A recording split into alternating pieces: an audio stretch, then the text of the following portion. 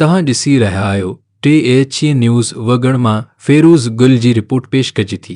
उगण लॻ ॻोठ सन्हाणी बुनियादी सहूलियतुनि खां महरूम बणियल ॻोठाणा रोड जी सहूलियत मुयसरु न हुअण करे ऐं शाख़ मथां पुल न हुअण करे सख़्तु ॾुखियाईनि खे मुंहुं ॾियण लॻा, जॾहिं त ॻोठ जे स्कूल जी इमारत पिणु ज़बूम बणिजी वई आहे।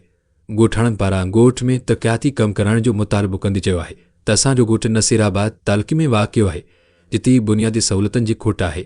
ॻोठ में घिटियूं लांब जा रस्ता निकाल जूं नालियूं न आहिनि, जंहिं करे ॻोठाणा सख़्तु तकलीफ़ुनि खे मुंहुं ॾेई रहिया, जॾहिं त तरक़ियाती कमु न हुअण करे ॻोठाणा जदीद दौर में बि पटर जे दौर पार ज़िंदगी गुज़ारे रहिया आहिनि।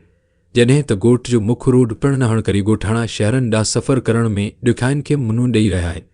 जॾहिं त शाख़ मथां पुल न हुअण करे ॻोठाणा ज़री ज़मीन ॾांहुं ट्रैक्टर नथा काहे वञी सघनि। ॻोठाणा आरियां तूनियूं सागर तूनियूं फराज़ तूनियूं हुई से इम्तियाज़ फराज़ इबरार यासर मुराद चूंडियल नुमाइंदा नेम MP समेत वस वारनि खां मुतालबो कयो आहे त असांजे ॻोठ में तरक़ियाती कमु कराया वञनि।